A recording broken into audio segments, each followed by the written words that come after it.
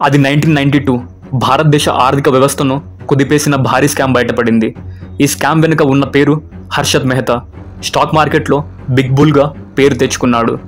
ఇతను కొన్ని సంవత్సరాల్లో కోట్ల రూపాయలను సంపాదించాడు. మీడియా అతన్ని స్టాక్ మార్కెట్ మహారాజుగా పొగిడింది. ఇన్వెస్టర్లు అతన్ని హీరోగా చూశారు. హర్షద్ మెహతా బ్యాంకుల లోపాలను తన ప్రయోజనానికి మలుచుకొని మార్కెట్ను తన నియంత్రణలో తెచ్చుకున్నాడు. స్టాక్స్ విలువను కావాలని పెంచి వేలాది మంది ఇన్వెస్టర్లను ఆకర్షించాడు. అంతా అతనిపై నమ్మకం ఉంచారు. కానీ వారికి తెలియని నిజమేమిటంటే అది ఒక మోసపూరిత ప్రణాళిక. కొన్ని రోజుల పాటు ఈ మాయాజాలం విజయవంతంగా కొనసాగింది. కానీ ఒకరోజు అన్ని అంకెలు తారుమారయ్యాయి. బ్యాంకులు డబ్బులు తిరిగి కోరాయి. మార్కెట్ అతనిపై తిరగబడింది. ప్రభుత్వం విచారణ ప్రారంభించింది. హర్షద్ మెహతా కట్టిన ఒక పెద్ద సామ్రాజ్యం క్షణాల్లో కూలిపోయింది. This whole scam or whatever you call irregularities has been not committed by any one person or any one group of persons. It is the whole business. అది 1954 గుజరాత్లోని రాజ్కోట్ సమీపంలో ఒక మధ్యతరగతి కుటుంబంలో హర్షద్ మెహతా జన్మించాడు. అతని తండ్రి చిన్న స్థాయి వ్యాపారవేత్త. కుటుంబం సాధారణ జీవితం గడిపేది. చిన్నప్పటి నుండే హర్షద్కు వ్యాపారంపై ఆసక్తి ఉండేది. అతను విద్యలో అసాధారణమైన ప్రతిభ కనబరచకపోయినా గణితం, విశ్లేషణ మరియు లెక్కలపై ప్రత్యేకమైన ఆసక్తి కనబరిచేవాడు. అతని కుటుంబం సంపన్నులు కాదు, కానీ హర్షద్ పెద్దగా ఆలోచించేవాడు. చిన్నప్పటి నుండే ధనం ఎలా వస్తుంది, వ్యాపారం ఎలా పెరుగుతుంది అనే అనేక ప్రశ్నలు అతన్ను వెంటాడేవి. ఈ ఆలోచనలే అతన్ని మార్కెట్ ప్రపంచం వైపు నడిపించాయి. బీకాం పూర్తి చేసిన తర్వాత అతని లక్ష్యం స్పష్టంగా మారిపోయింది. పెద్ద నగరాల్లో స్థిరపడాలి, ధనవంతుడు కావాలి అనే ఊహలతో హర్షద్ మెహతా ముంబై చేరుకున్నాడు. కానీ ముంబై అనేది కలలు నెరవేర్చే నగరమే కాదు, కఠినమైన పోటీ ప్రపంచం కూడా. ప్రారంభంలో అతను చిన్న స్థాయి ఉద్యోగాలకే పరిమితమైపోయాడు. కానీ కొద్ది రోజుల్లో ఈ ఉద్యోగాలు తన కళ్ళ స్థాయికి సరిపోవని భావించాడు. అసలైన ధనం స్టాక్ మార్కెట్లో ఉందని గ్రహించాడు. ఇదే హర్షద్ మెహతా జీవితాన్ని మార్చిన మలుపు. సాధారణ ఉద్యోగం కోసం వచ్చిన అతను స్టాక్ మార్కెట్ తన ఆధీనంలో తెచ్చుకోవాలని నిర్ణయించుకున్నాడు. ఆ రోజుల్లో బాంబే స్టాక్ ఎక్స్చేంజ్ అంటే కేవలం పెద్ద వ్యాపారస్తులు, బ్యాంకులు మాత్రమే ఆటగాళ్లుగా ఉన్నారనే భావన. కానీ హర్షద్ ఈ ప్రపంచాన్ని అన్వేషించాలనుకున్నాడు. అది 1980. హర్షద్ ఓ స్టాక్ బ్రోకరేజ్ కంపెనీలో ఉద్యోగం సాధించాడు. అక్కడే మొదటిసారి ట్రేడింగ్ రహస్యాలు నేర్చుకున్నాడు. ఒక సాధారణ ఉద్యోగిగా మొదలైన ప్రయాణం ఆలోచనలు విప్లవాత్మకంగా మారాయి. హర్షద్కు స్టాక్ మార్కెట్ అర్థం చేసుకునే తక్షణ ప్రతిభ వచ్చేసింది. సాధారణ లావాదేవీల వెనుక మిస్టరీలు కనిపెట్టే దృష్టి, గణితంపై పట్టు, మార్కెట్లో ఆటలు ఆడే ధైర్యం ఇవన్నీ అతన్ని మిగిలిన వారి కంటే భిన్నంగా నిలిపాయి. అతను ఒక 3 కీలక సూత్రాలను తన మనసులో గట్టిగా ముద్రించుకున్నాడు. ఒక్కో షేర్ ధర మార్పు వెనుక ఏముంటుంది? బ్యాంకులు, కార్పొరేట్ శక్తులు మార్కెట్ను ఎలా డ్రైవ్ చేస్తాయి? బిగ్ బ్రోకర్లు, వీళ్ళ ఆటల వెనుక ఊహాలేమిటి? ఈ 3 సూత్రాలు హర్షద్ మెహతా తన గుండెల్లో గట్టిగా ముద్రించుకున్నాడు. అది 1984. Harshad Gromor research and asset management అనే తన సొంత బ్రోకరేజ్ సంస్థను స్థాపించాడు. అతని ట్రేడింగ్ స్టైల్, మార్కెట్పై విశ్లేషణ, చురుకైన నెట్వర్క్స్ ఇవన్నీ పెట్టుబడిదారులను ఆకర్షించాయి. స్టాక్ మార్కెట్ ఓ పందెం మైదానంలా ఉంటుంది. బహుళ మంది పోతుంటారు, కొందరు మాత్రమే నిలుస్తారు. కానీ హర్షద్ మెహతా లాంటి వాళ్ళు గెలుస్తారు. ఎప్పుడు, ఎక్కడ, ఎంత పెట్టాలో తెలిసిన వాడికి ఈ మార్కెట్ అన్నది డబ్బు తిప్పే యంత్రం. హర్షద్ తొలుత చిన్న కంపెనీల స్టాక్స్పై ఫోకస్ పెట్టాడు. ఇవి కాస్త తక్కువ ధరలో ఉంటాయి కాబట్టి.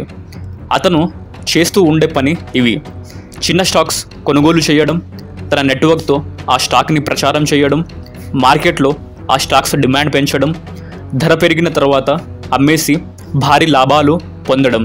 ఇది ఇన్సైడర్ ట్రేడింగ్ కాదు, కానీ అతనిది ఒక సోషల్ ఇన్ఫ్లుయెన్స్ ట్రేడింగ్. కొంత సమయాల్లోనే గ్రోమోర్కి పెట్టుబడిదారులు ఆకర్షితులయ్యారు. ఎందుకంటే హర్షద్ వాళ్ళ డబ్బును 3 నెలల్లో రెట్టింపు చేశాడు. అసలు హర్షద్ మెహతా దేశపు అతిపెద్ద ఆర్థిక స్కామ్ ఎలా చేశాడు? ఆయన ఫస్ట్ బ్యాంకుల లోపాలను అర్థం చేసుకున్నాడు.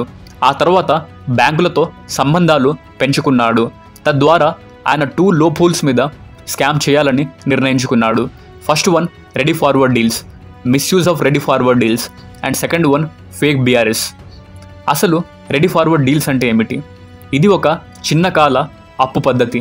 కానీ 1992లో హర్షత్ మెహతా దీన్ని వాడి దేశపు అతిపెద్ద స్టాక్ మార్కెట్ స్కామ్ చేశాడు. ఇప్పుడు మనం తెలుసుకోబోతున్నాం రెడీ ఫార్వర్డ్ డీల్స్ అంటే ఏమిటి, హర్షత్ మెహతా దాన్ని ఎలా వాడాడు, ఎలాంటి బ్యాంకులను మధ్యవర్తులుగా వాడాడు. రెడీ ఫార్వర్డ్ డీల్స్ అంటే ఒక బ్యాంక్ మరో బ్యాంకు ప్రభుత్వ బాండ్లను అమ్ముతుంది. దీన్ని రెడీ డీల్ అంటారు. మరో 7 లేదా 15 రోజుల తర్వాత అదే బ్యాంక్ ఆ బాండ్లను తిరిగి కొనుగోలు చేస్తుంది. దీన్ని ఫార్వర్డ్ డీల్ అంటారు. ఈ మధ్యకాలంలో ఏదైతే వడ్డీ వస్తుందో దాన్ని లాభం అంటారు. ఇప్పుడు వస్తుంది అసలు స్కామ్. హర్షత్ మెహతా 2 చిన్న బ్యాంకులను మధ్యవర్తులుగా వాడాడు. First one bank of Karad and second one metropolitan cooperation bank. ఈ 2 బ్యాంకులను మధ్యవర్తులుగా ఉపయోగించి ఫేక్ బీఆర్ఎస్ సృష్టించేవాడు. బీఆర్ అంటే మా దగ్గర మీరు ఇచ్చిన బాండ్లు భద్రంగా ఉన్నాయని చెప్పే పత్రం. కానీ నిజానికి ఆ బాండ్లు అసలు లేవు. సాధారణంగా బ్యాంకుల సెక్యూరిటీ ట్రాన్సాక్షన్ సమయంలో ఈ బీఆర్ఎస్ అనేది ఇష్యూ చేస్తారు. ఇది అన్అఫీషియల్గా ఉండిన అంతర్గతంగా నమ్మకం మీద పనిచేస్తుండేది.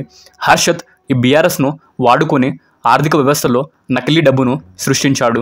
నిజానికి డబ్బు లేని చోట ఉన్నట్టు చేసి అలా కోట్ల రూపాయలను తీసుకున్నాడు. అసలు ఈ డబ్బుతో ఏం చేశాడు? ఈ డబ్బుతో స్టాక్ మార్కెట్లో పెద్ద మొత్తాల్లో ఏసీసీ, స్టెర్లైట్, వీడియోకాన్ వంటి దిగ్గజ కంపెనీల్లో షేర్లు కొనుగోలు చేశాడు. భారీ కొనుగోలుతో వాటి షేర్ ధరలు ఒక్కసారిగా పెరిగిపోయాయి. అదే సమయంలో హర్షత్ వంతు స్టాక్స్ అమ్మేసి భారీ లాభాలు ఆర్జించేవాడు. అంతా చూసి ప్రజలు ఏమనుకున్నారంటే హర్షత్ మెహతా నిజంగా స్టాక్ మార్కెట్ పితాహితుడు అని అతన్ని బిగ్ బుల్గా పిలవడం మొదలుపెట్టారు. అసలు దేశంలోనే అతిపెద్ద స్కామ్ బయట ఎలా పడింది? 1992లో ముంబైలోని కొన్ని బ్యాంకుల్లో ఏవో అనుమానాస్పదమైన లావాదేవీలు జరగడం గమనించారు. వేల కోట్ల రూపాయలు అవి ప్రభుత్వ రంగ బ్యాంకుల నుంచి స్టాక్ మార్కెట్లోకి మళ్లిస్తున్నట్టు సంకేతాలు కనిపించాయి. ఈ ట్రాన్సాక్షన్లన్నీ చట్టబద్ధంగా ఉన్నాయని గమనించిన లోపల ఎక్కడో దాచిన కుట్ర వాసన వస్తుంది. ఆ రోజుల్లో ఆర్బీఐ పరిధిలో మినీ బిట్స్లో చేసే జర్నలిస్ట్ సుచేతా దలాల్కు ఈ ట్రాన్సాక్షన్లు ఏమాత్రం సహజంగా అనిపించలేదు. డాక్యుమెంట్ల మధ్యలో గడిపే రోజులు ఆమెకు నిద్రలేని రాత్రుల్లా మారాయి. చివరికి ఒక పేరు ఆమె ముందు స్పష్టంగా నిలిచింది. అదే హర్షత్ మెహతా. అది 1992 ఏప్రిల్లో టైమ్స్ ఆఫ్ ఇండియాలో సుచేతా దలాల్ రాసిన కథనం దేశాన్ని ఉలిక్కిపడేలా చేసింది. 4000 కోట్ల స్కామ్ ఆర్టికల్ మన దేశ ఆర్థిక వ్యవస్థలో దాగున్న చీకటి కోణాన్ని వెలుగులోకి తీసుకొచ్చింది. స్టాక్ మార్కెట్ ట్రేడర్లు, బ్యాంకర్లు, రాజకీయం అందరూ ఒక్కసారిగా ఒక ప్రశ్నతో నిలిచిపోయారు. అసలు ఇది ఎలా జరిగింది? ఆ కథనం వెలువడిన కొన్ని రోజుల్లోనే హర్షత్ ఇంటిపై ఐటీ దాడులు జరిగాయి. కోట్లాది విలువైన డాక్యుమెంట్లు, నగదు, విలాసవంతమైన వస్తువులు స్వాధీనం చేసుకున్నారు. సెబీ విచారణ మొదలుపెట్టింది. వెంటనే సిబిఐ రంగంలోకి దిగింది. కేసుల ఊబిలోకి హర్షత్ పడిపోయాడు. దర్యాప్తు నిదానంగానే ముందుకెళ్ళింది. కానీ ఒక విషయం స్పష్టంగా అర్థమవుతున్నది. హర్షత్ ఒక్కరే ఈ నాటకానికి స్క్రిప్ట్ రాసినవాడు కాదేమో. కొన్ని ప్రముఖులు, బ్యాంకులు, పలువురు రాజకీయ నాయకులు ప్రమేయం కూడా ఉన్నట్టు ఆధారాలు కనిపించాయి. 70కి పైగా క్రిమినల్ కేసులు, ఐటీ దాడులు, బ్యాంకింగ్ చట్ట ఉల్లంఘనలపై విచారణలు అన్నిటినీ ఎదుర్కొంటూ హర్షత్ చివరి వరకు ఒకే ఒక మాట చెప్పాడు: నేను మోసం చేయలేదు. సిస్టంలో ఉన్న లూప్ హోల్స్ని వాడుకున్నాను. తప్పు నాదే కాదు, సిస్టమ్ది కూడా. ఈ మాటలు అప్పటి యువతలో చర్చలకు దారితీశాయి. కొందరు ఆయన్ని హీరోలా చూసేవారు, మరికొందరు ఆయన్ని విలన్లా చూసేవారు. ఈ స్కామ్ తర్వాత దేశ ఆర్థిక రంగంలో ఒక్కసారిగా అనేక మార్పులు వచ్చాయి. ఆర్బీఐ పాలసీలను మార్చింది. సెబీ మరింత అధికారాలను ఇవ్వబడ్డాయి. ట్రాన్సాక్షన్ పర్యవేక్షణ పెరిగింది. బ్యాంకింగ్ నియమాల్లో కఠినత్వం పెరిగింది. హర్షత్ పేరు ఓ విప్లవానికి మారుపేరయ్యింది. కానీ ఆ విప్లవం వేసిన మచ్చలు దేశ ఆర్థిక చరిత్రను ఎప్పటికీ వెంటాడుతూనే ఉంటాయి. ఒకప్పుడు కోట్లాది మందికి ఇన్స్పిరేషన్, కానీ ఇప్పుడు జైళ్ల గోడల మధ్యలో గడపవలసిన పరిస్థితి. అది డిసెంబర్ 31 కొత్త సంవత్సరం ముందు రోజే జైలు గదిలో హర్షత్ అస్వస్థకు గురయ్యాడు. గుండె బరువుగా మారింది. కానీ బాధ చెప్పుకునేందుకు ఎవరూ లేరు. ఆసుపత్రికి తీసుకెళ్లే లోపే హర్షత్ మెహతా కన్ను మూశాడు. ఈ వార్త దేశాన్ని మళ్ళీ ఒక్కసారిగా తడబడేలా చేసింది. ఒక జీవితం అంత త్వరగా ముగిసిపోవాల్సిన అవసరం ఏముంది? అతని వయసు కన్నా అతని కలలు చాలా పెద్దవి. ప్రజలు ఇలా అడిగారు, హర్షత్ తప్పు చేశాడా, లేదా ఇతడే ఆ వ్యవస్థలోని తప్పుల్ని చూపించిన ధైర్యవంతుడా? ఎందుకంటే అతనిపై కేసులు 70, కానీ ఆ వ్యవస్థను రూపొందించిన వారిపై మౌనం.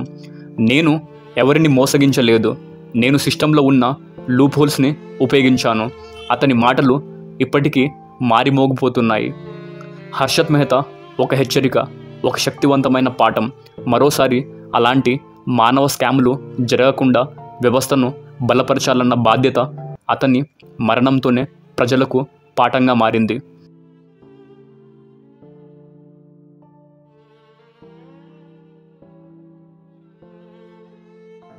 People don't give human names to a scam, but if a human name is to be given to this scam, it is not a Harshad Mehta scam, it is a PV Narasimha Rao scam.